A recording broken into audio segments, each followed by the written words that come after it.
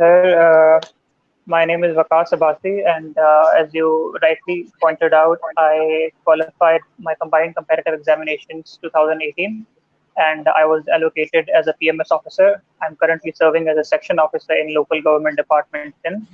Uh, I am basically a law graduate. I did my bachelor's in law from ZAB in 2017, graduated in 2017, and then I worked for a while uh, in a law firm, practiced for a while before I devoted my full time to prepare for my commission exams. So that was that. And as far as the competitive examinations are concerned, uh, I mean, it goes without saying that in our society, it is indeed uh, a very prestigious uh, field to serve in, and especially in Sindh, there are students who aspire to not only compete at the provincial level and qualify the competitive examinations, but also compete at the federal level and go for the CSS exam. So I'm indeed privileged and will be hoping to share what I can in that regard. Thank you, Waqas Abbasi Sahab, and kindly tell us about when and where students need to start for the competitive examinations, because most of our students belongs to civil engineering and they are doing their bachelor's. So maybe some students from first year, second year, and third year, and so on and so forth. So our bachelor program is 4-year program. So civil engineers can qualify, are eligible for the CSS and PCS, and what subject they need to take, and how they can initiate for the preparation of PCS and CSS. What is the initial point? Okay, so yeah, first things first, we need to understand what the eligibility criteria is for you to take the exam. Uh, we know that for the provincial exam and the federal exam for both PCS and CSS, the basic eligibility requirement is just a bachelor's.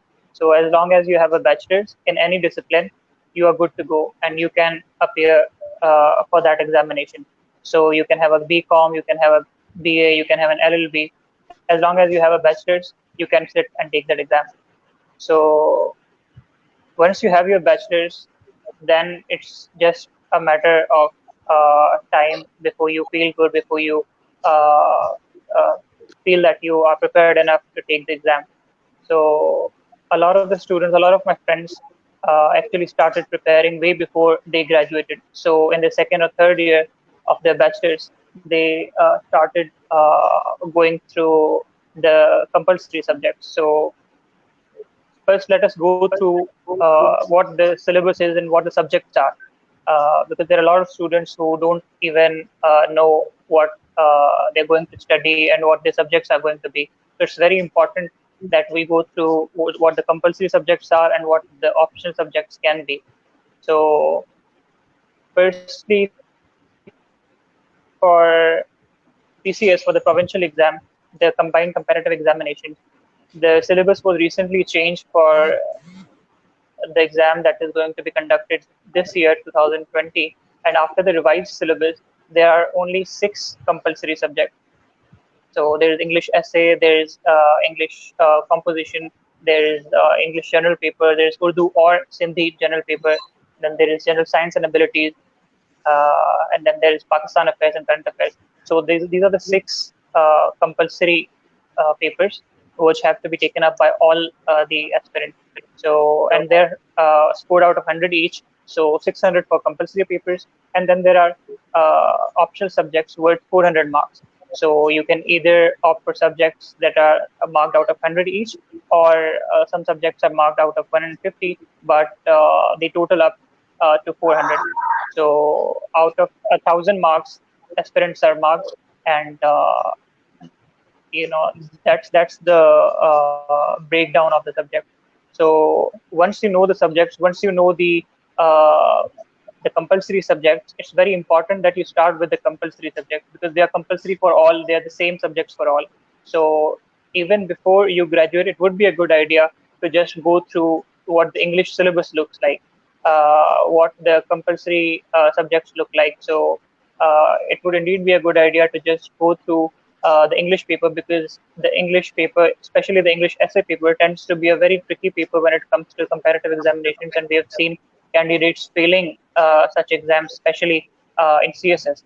So my first suggestion would be, and this is something that tutors would, CSS tutors and CSS academies would tell you, is to start reading the Dawn newspaper. Uh, it not only keeps you up to date with what is happening around the world, but is also a good starting point to hone your English skills and just keep in touch with what's happening around the world. English essays are routinely tested on current topics, on what is happening around the world, what is happening in Pakistan, what the news is about, all the current affairs. So that would be a good starting point just to build on the habit of reading English newspapers, uh, and just building and working on your English skills. So that is as far as the English subject is concerned. Beyond that, there is Urdu or Sindhi. So aspirants who want to take Urdu as a general paper can do so. Students who are more comfortable in Sindhi can go for Sindhi.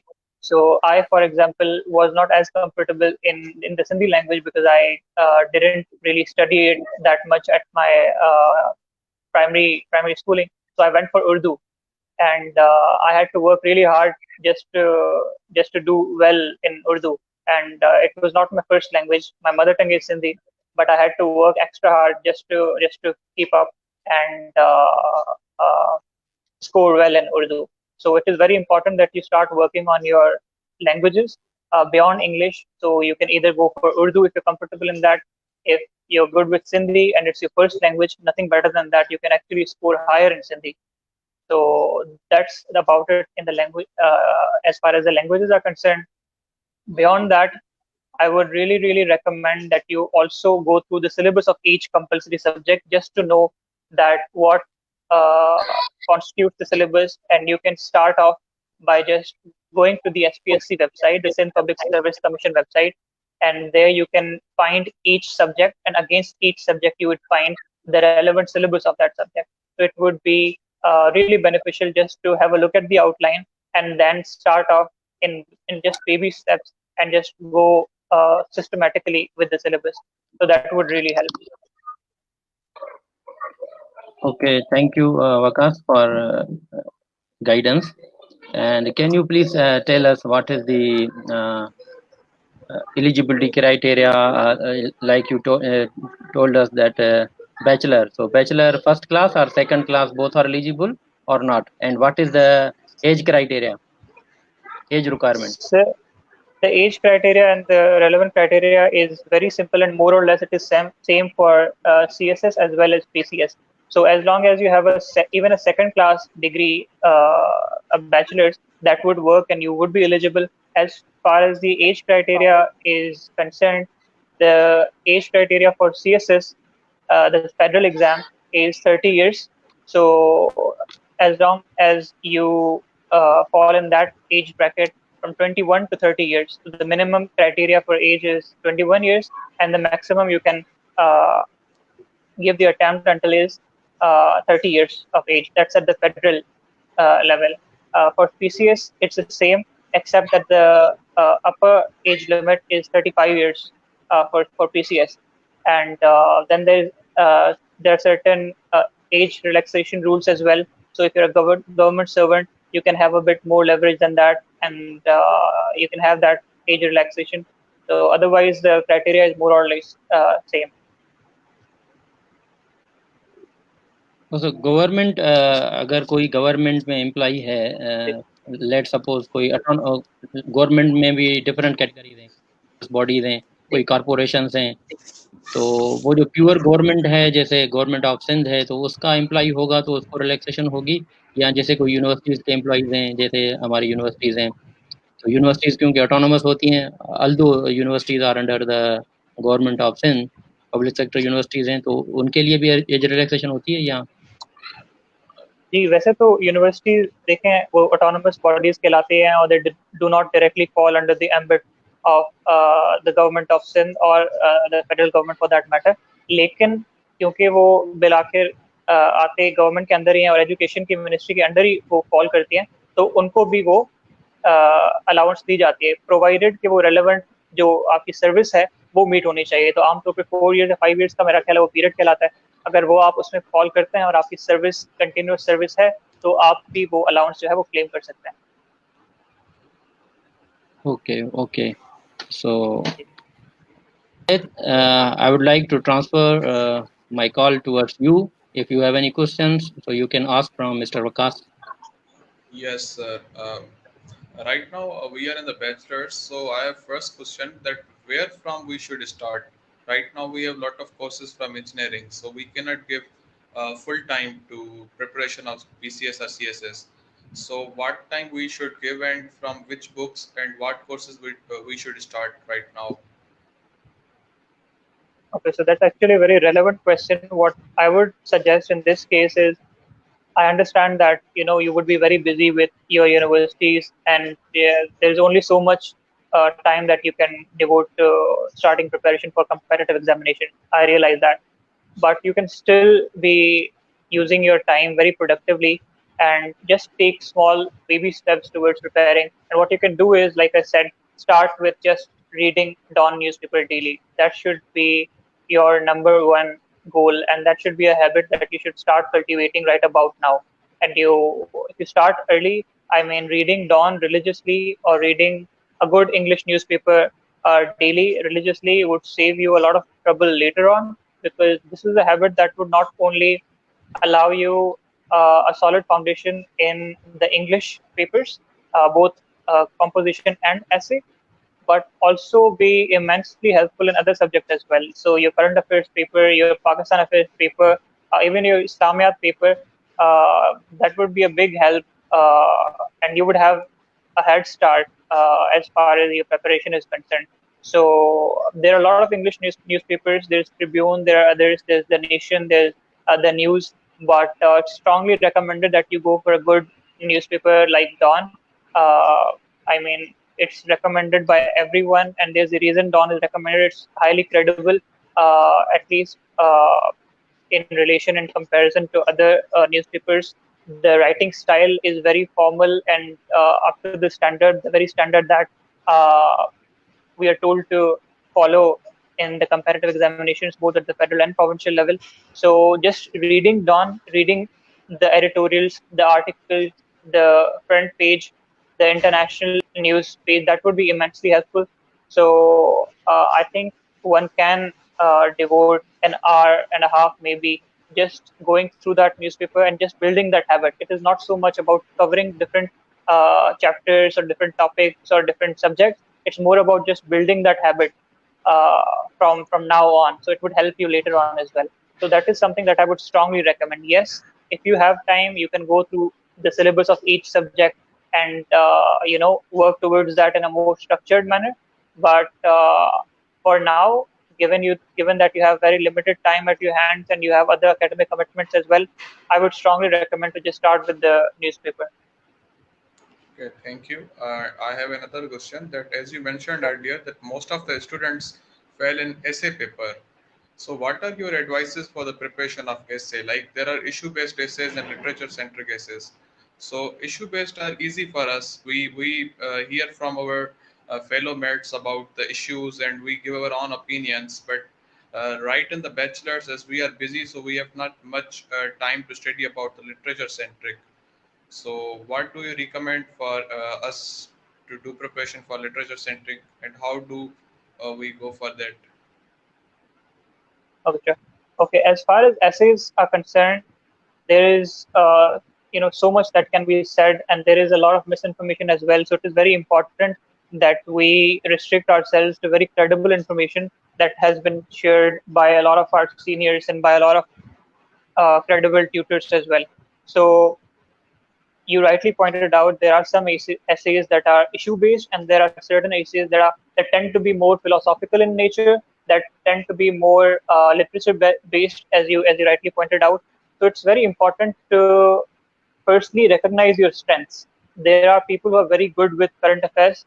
There are people who are very good with issue based answers and essays, while there are people who tend to be more philosophical who tend to be more at ease with issues which are uh, more more based on literature or more based on novels or stuff like that. So if you have a background in maybe English literature, or if you have a background in in English language, for example, it would be a good idea to just go for that route and attempt an essay. Or if you have a really good command on English language, then perhaps you can go that route. But a lot of students have not read a lot of the English literature. Not many have read Shakespeare, even not many have read Shelley, not many have read Wordsworth. So the examiner at the end of it all really does find out how shallow your answers can be, and if you're not really hitting the nail on the head, and if you're not really uh, referencing what the question is about and what the particular quote is about, there is really no use attempting that essay, and you tend to fail, which is why most of the applicants fail the English essay part. So it's very important that you recognize your strengths. If you are well versed with current issues and the topical issues, it is advised that you attempt those. But if your English skills are strong, if your writing prowess is up to the mark, and if you have perhaps a degree in English literature, I would strongly recommend to answer the essays based on philosophy or on literature. Waqas, dear Waqas, what is the most difficult part of CSS and PCS? Well, any aspirant would not blink an eye and just tell you that it's English essay. I mean, it goes without saying that the majority of the applicants tend to fail English essay or English composition. Having said that, each subject and every subject is as difficult as you make it to be. So it's very important that you not get overwhelmed by the difficulty of the subject and by the passing ratio. It's very important that you just keep focused on working hard and just following that tough routine, that discipline routine, in and out of practicing past papers and getting your papers checked. That is very important. The trial and error process of highlighting your mistakes, working on them, getting them assessed, and examining yourself time and again, that is also very important. So I've seen applicants clearing the English essay paper and the English composition paper and having failed the STANA paper, for example. A lot of my friends have failed the general science paper, having passed both English essay and composition.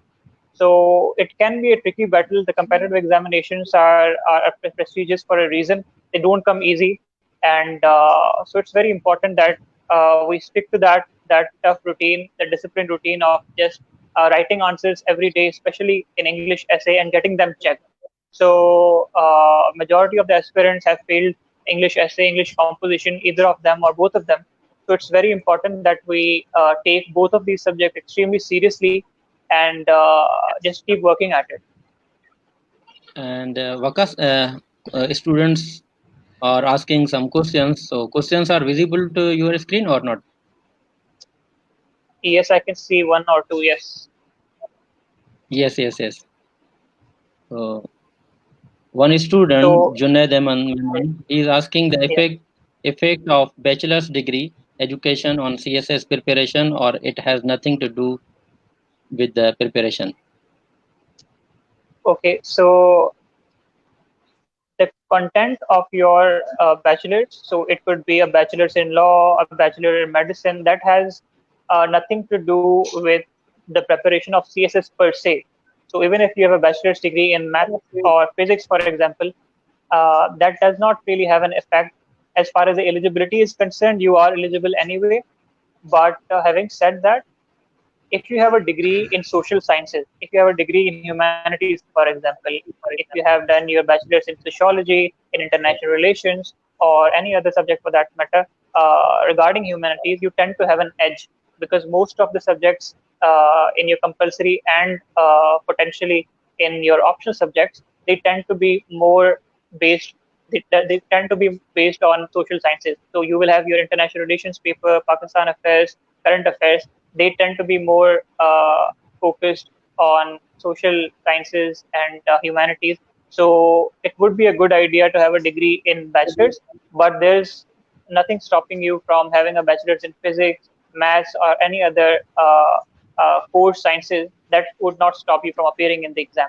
But yes, if you have a foundation in social sciences, that would really help. Another question from Imran Mushwani. What are consequences to be fixed for especially focused exam like CSS oblique PCS? Well, from what I get out of this question, if he's asking how do you pass those exams or how difficult it can be to pass those exams, I mean, it goes without saying that it takes a lot out of you if you are just going after the exams and there is no plan B. So a lot of my friends, they have their bachelor's in one discipline, and then they do not have a plan B, and they just go all guns blazing, preparing for those exams. They waste a year or two, maybe fail once, and then all of a sudden, 3 years down the line, they have no plan B. They failed all those exams, and those 3 years have gone down the drain. So that's not a very smart way to go about it. I would strongly recommend to start working as soon as possible, and if you can manage, take some time out on a daily basis or on weekends if you can manage, and then prepare bit by bit, you know, at your own pace, and then give a mature attempt. I think strongly advise that you have a plan B, a solid foundation to work from, and then you can go after the competitive examination. Having said that, even if you don't work or you cannot be employed at the present time, it's very important that you think beyond CSS as well. What is going to be the plan once you fail CSS? I mean, let's face it, only 2 to 3% pass CSS every year. Same is the case with PCS. Most of the candidates tend to fail. So there has to be a plan B, and there has to be a smarter way to go about it. And you need to realize that once I fail this exam, where am I going to go next? What is the next step? What is the next step of the ladder? So that's very important. So another question from Junaid Memon. How to improve critical analysis other than reading news? Okay, so I think this is a very, very relevant question because uh, most of the candidates in subjects like Pakistan affairs or current affairs or other subjects which require critical analysis is that the students tend to regurgitate or just spit out whatever they've learned or memorized from the recommended textbook. And this is a uh, very common mistake, and the examiners tend to be very active in pointing that out.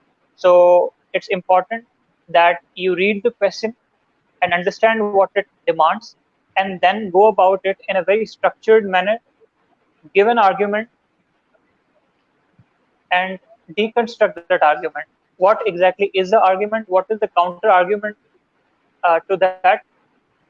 And then go about it by giving your own opinion. That should be conclusion. That can be how you analyze one argument, deconstruct it, and then come up with the counter argument. And then you start off by giving your own opinion, how you see that argument, how you see the rebuttal to that argument, and that comes from good reading. If you're a good reader and you read diverse points of view, the only reason people tend to, and senior uh, CSS officers and teachers tend to emphasize reading down newspaper is because you get diverse viewpoint. You read one article that argues for something, and on the very same day, you have another author that argues something else entirely. So reading Dawn or reading other publications of credibility allows you to develop that critical thinking where you can defend various viewpoints and examine them, be critical about them, and then formulate your own opinion. So it is very important that you go through diverse publications, diverse books, diverse authors, different viewpoints to enhance your critical analytical abilities. So another question that from Chachar. I also have a question regarding essay, that what actually are the majority of mistakes people do while writing essay? Okay, there are a lot of common mistakes that people tend to make in the essay paper. Some of them, which I can recall from the top of my head, are the outline. I mean, the first step towards writing an essay is an outline. The outline needs to be very much spot on. It needs to be structured. It needs to cover the entire essay very comprehensively and walk the examiner through each and every paragraph and what that paragraph is about. It needs to be coherent. It needs to be uh, very, very structured. It needs to have a proper introduction, the body, the conclusion, all the major points that you're going to make, all the different aspects that you're going to cover. It has to be very comprehensive and wholesome in that regard. Moving on to the main essay, like I said, the introduction is the first thing that the examiner notices about your essay after the outline. So the introduction needs to be very concise, very clear, very much relevant to the topic. It shouldn't start too ahead of the topic, and it shouldn't uh, jump to the body too soon. It has to be very balanced. It should start and walk the reader through what the essay is about, what you're going to argue, what your thesis statement is going to be, what the topic is about, what's your stand, what's your argument about the topic, and then lead the reader from there on. And similarly, the body needs to be very comprehensive, very relevant to the outline that you have made. And similarly, the conclusion has to cover everything that you've written in the essay in a very small, concise paragraph that tells you your argument. Just repeat and tell the readers that this is the argument that you've made, this is the evidence that you've cited, and this is the conclusion that you're leading towards. Sir, I have a question. Sure. Sure, Sir, go as ahead. we belong to engineering, Yes. so we do not have a whole idea of PCS subjects. Okay, so I want to ask that what are the major subjects, what are the minor subjects, and if there are 12 subjects, what minor subjects should we select, and at now at this time, which subjects should we start to prepare? So if you would completely tell even about the Viva and complete examination procedure, written exam, interview, and whole briefly. Okay, so as far as the different stages of the examination are concerned, it's pretty simple. For the provincial exam specifically, you have a screening test. Even before the written exams are conducted, you need to pass the screening test. There is no way around it. You need to pass the screening test. It usually has around 4 to 5 components that comprise of English, your general knowledge, your current affairs, Pakistan affairs, and Islamiyat. So you have to pass that test.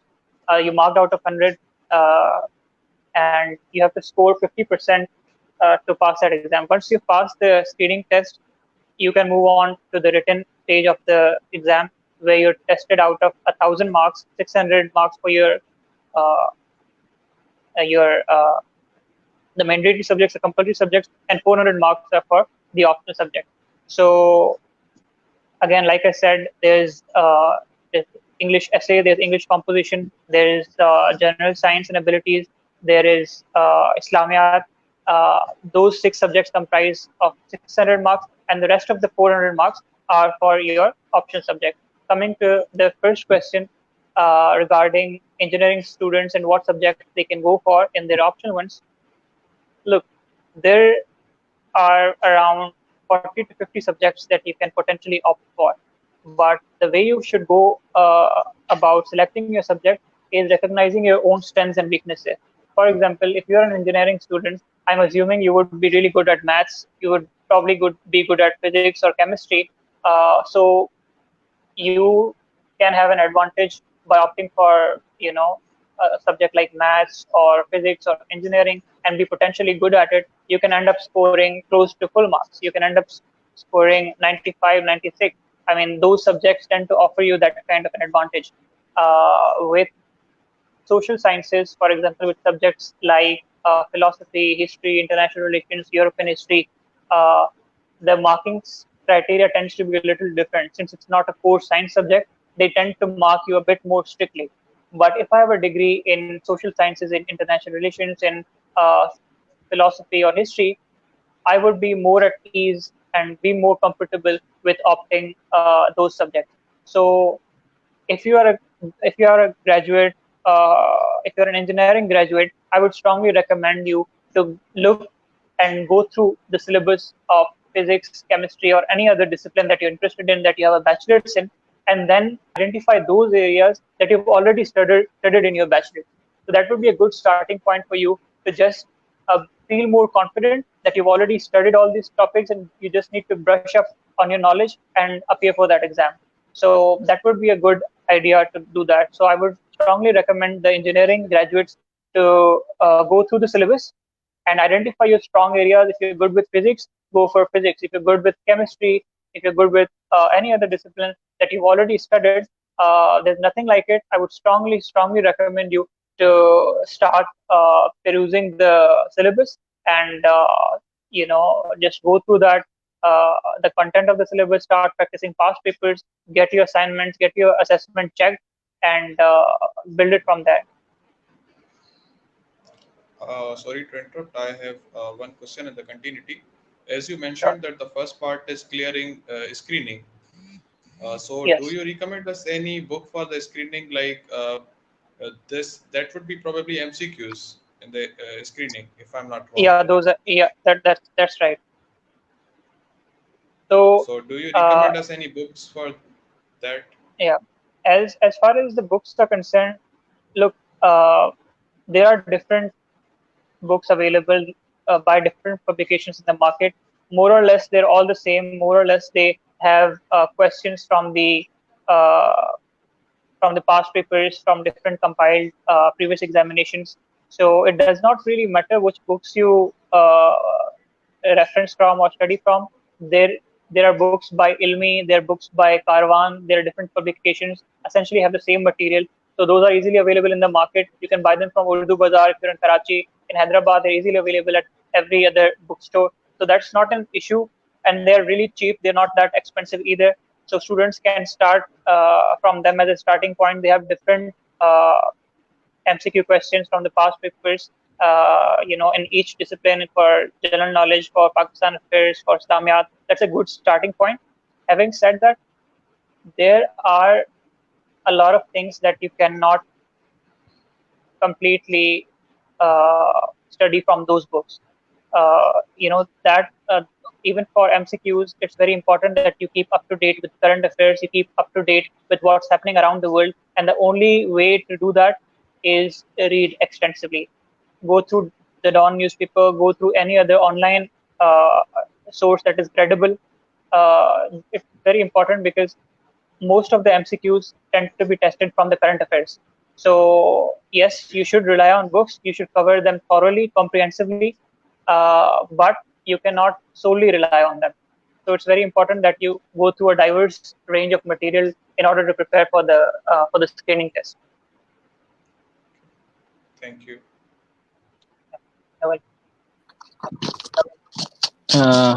Waqas, you can read questions on which is visible to your screen. Yeah. So Imran Mashwani asks, how much time should a student spend for the preparation of PSS or PCS and a total period of preparation? Okay, this is one of the most commonly asked questions regarding competitive examinations for PCS and CSS both. The answer to that question, unfortunately, is not same for everyone. There are people who have spent more than 3 years preparing for the exam, and there are people, as many would tell you, have cleared that exam in 4 months, 5 months, or maybe even in a shorter span of time. So there is no universal answer to that question, unfortunately. You just need to identify your strengths, where you're coming from, your educational background, your studying stamina, how dedicated, how focused you are, what are your circumstances, are you working, are you employed full time, how much time you can spare, how good you have been in your academics. All those factors really do make a difference. So it's very important that you recognize what your weaknesses are, what your strengths are, how much time you're willing to dedicate, how much commitment you are going to invest in that. So, I mean, it's very important that you understand yourself first in that regard, and then the rest will take care of itself. So if you're willing to give 5 to 6 hours daily with commitment, with dedication, with proper guidance, with proper direction, I think that's a good enough starting point. Yes, you can build on that later, cover different subjects, take input from seniors, get your papers checked, go through that process of trial and error, and then build it from there. So the answer to that question really is about identifying yourself, taking guidance, taking help from a senior, and then building a customized plan for yourself that works for you. It may not work for someone who is employed full time and working at a firm, but it may work for you who has a lot of time at their hands, who are not working full time, so they can invest a bit more time in that regard. Exactly.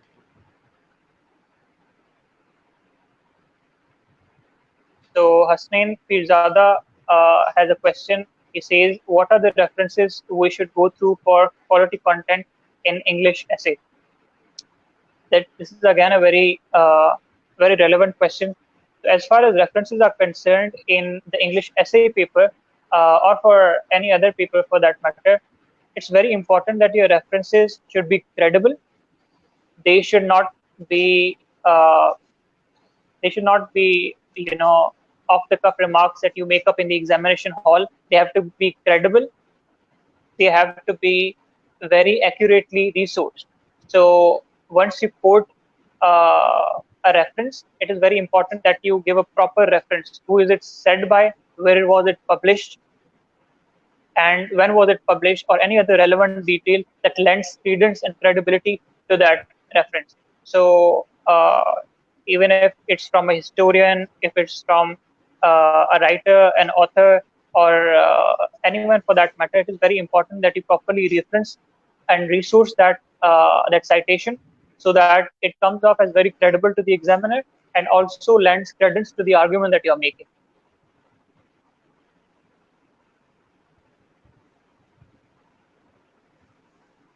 So moving on to the next question by Sajjad Iqbal Chanar, he asks, is it necessary to join any academy for CSS or PCS exams?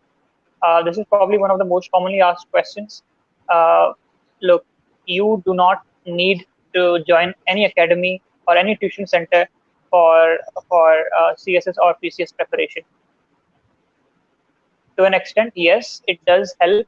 You may get proper, accurate guidance to prepare for those exams. You may get writing practice, but it is not an absolute necessity to join those tuition centers or academies. There are a lot of people, a lot of my friends have passed those examinations by studying by themselves. So if you can, if you have the circumstances, if you have the accessibility, go for it. There's nothing better than that. Having said that, not being able to attend one is not going to stop you from clearing those examinations, provided you have proper guidance, you're dedicated, and you're focused on what you're going to achieve. It's not an absolute necessity. Moiz Ahmed Khan asks, why do most people fail in English essay writing in CSS exam?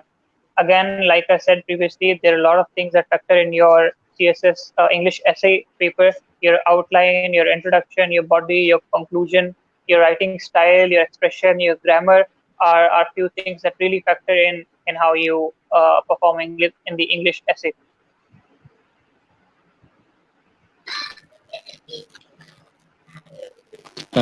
Thank you, Waqas. And Now, I would like to ask the last question. And what is your Sure. suggestion for students, for our students? What is your suggestion for our students? Sir, my humble suggestion. I mean, I am not a very. I'm still a student myself. I hope to prepare for the CSS examinations as well. So I'm not really in a position to really make suggestions at this point. I'm a student myself. Having said that, from the little experience that I've gathered in this journey, is to just have a very clear path of action and a plan in your head. I understand that most of the students in the engineering university, in your engineering university, are just going after their degree. They have very little time on their hands. They're very busy with their engineering curriculum. So it's extremely important that they manage their time well. They manage their time well. They do. Uh, take time out if they can, just to plan what their path of action, their plan of action is going to be. CSS or PCS or any other competitive examination is not the be all and end all. उससे आगे भी जिंदगी है और बाकी ज्यादा मौके आपकी जिंदगी में आएंगे. डिफरेंट फील्ड्स हैं, डिफरेंट तरह के मौके आपकी लाइफ में आएंगे.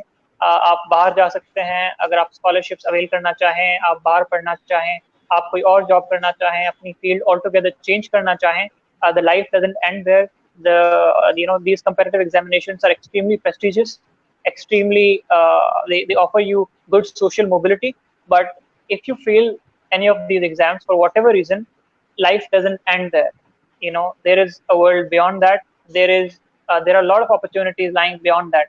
So it is important to have plan A, plan B, plan C, plan D. What if you fail this exam? What if you fail some other exam?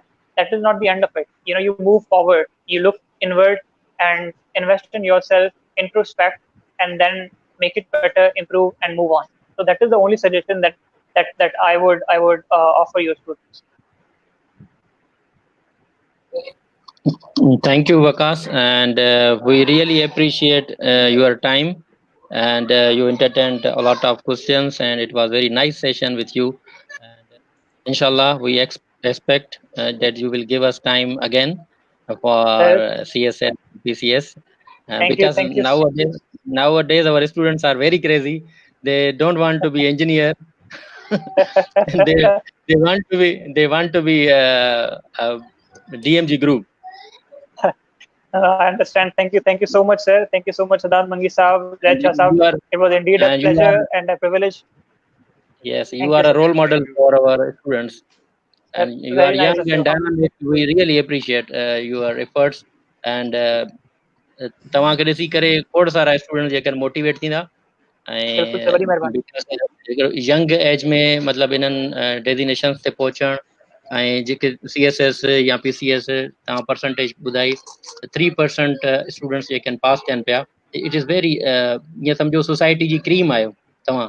बिल्कुल. तव्हां हिकु सोसाइटी जी क्रीम आहियो ऐं तव्हां मां मुस्तफ़िद थींदासीं. अगेन फिर ॿियो को सेशन ऑर्गेनाइज कंदासीं. अगरि यूनिवर्सिटी खुलंदी त इंशाल्लाह we will invite you to visit our university and we Inshallah, will pleasure. Have an live session. Yes, thank you very much, Waqas, and thank Thank you you very so much, much, sir. Zaid. And, Thank you, sir.